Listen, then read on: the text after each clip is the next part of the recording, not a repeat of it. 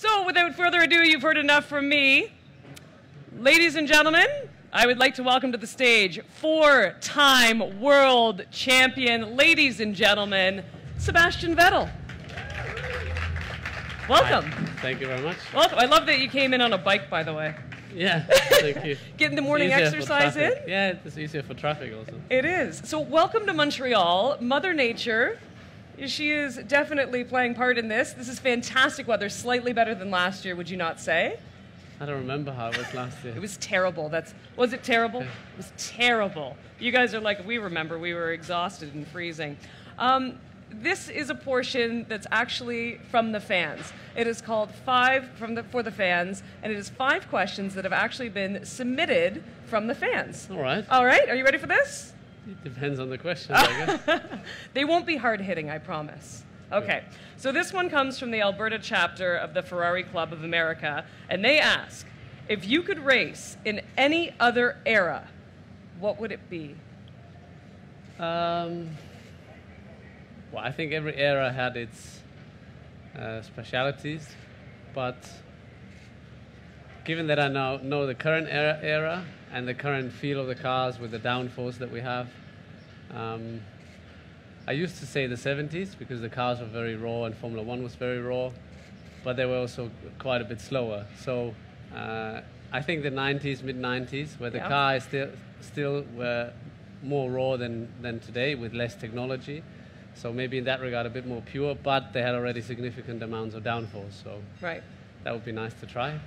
But you're happy with this era as well? Very happy with this era. It's going okay. The cars are as fast as they've ever been. So I guess if you ask any one of those in the past, they're going to say that it's going to be this era. Probably, yeah. All right, so this comes from Jim Clark, and it says, your F1 cars are amazing. How much do the drivers get to be involved in the technology and understanding the designs of the cars? Well, it depends how much you want to be involved, I guess. Obviously, our key job is driving, as you can imagine. But then, yeah, there's quite a lot of work, quite a lot of time we spend with the engineers talking about the car. I mean, I'm not telling them how to design the car because I couldn't tell because I'm not an engineer. I didn't study aerodynamics or vehicle dynamics. But over the years, you get quite a good read, quite a good feeling, and you have obviously the experience of how the car feels on track. So whatever you've tried in the past, whether it was good or bad, whether we should push it more in that direction or less. So I guess as a driver, you are one of the key persons to push the development, not necessarily the shapes and the design, but where the car should head to. All right, moving along, we have Christina Lopes. She asks, do you get nervous when you get inside your car and during the start of the race, or do you just get excited at this point? Well, during practice sessions, I'm not that nervous. But before the race, when I get in the car, I'm nervous, but also excited. So I guess it's a mixture of both.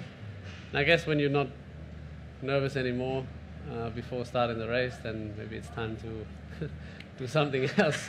Because you don't want to get too comfortable. No, but I think it's a good sign. Race day is something special. So when you wake up, I can feel already a bit of tension, and then it sort of grows up to the run to the Grand Prix. And obviously, when the lights go on, then you know that. Then it's go time. Exactly. Awesome. Alex Hannigan asks, out of all of the circuits you have ever raced, what is your favorite corner? So not track, but corner. Wow, that's difficult because there's so many corners. I was going to say, when I read this one, I'm like, how many are we picking here? Well, I love Suzuka, Japan. Not necessarily one corner of it, but the combination of, let's say, the first sector where you have a lot of S's, fast corners. Then if I had to pick another one, Spa, you have a double left-hander downhill, very fast. It's called Pujon. So, those I think, fast corners I think are more exciting for us. Right. Slow corners, like we have a lot of here in Montreal, they're very technical. So they're not easy at all, and you can lose a lot of time if you don't get it right. But fast corners, they're a bit more, you feel the forces, you feel how, the limit of the car, the real limit of the car, how fast it can go, how much it's pulling on your body. So I think that's, I enjoy that more. The fast corners. Yeah. I like it.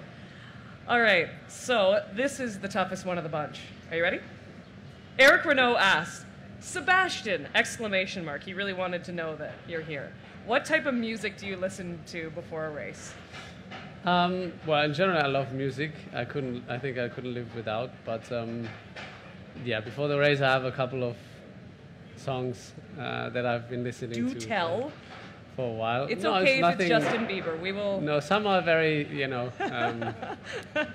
some are very the ones you maybe might suspect, like Eye of the Tiger and stuff like that too. Oh, old school. I like it. Yeah, old school. But others, it's just melodies or rhythms. So yeah.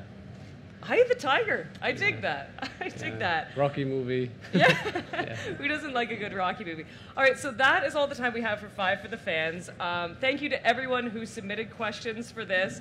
Sebastian for being a great sport. If you are in the Montreal area, by the way, this experience is fantastic. Check out the Crescent Street Grand Prix Festival over the next 3 days.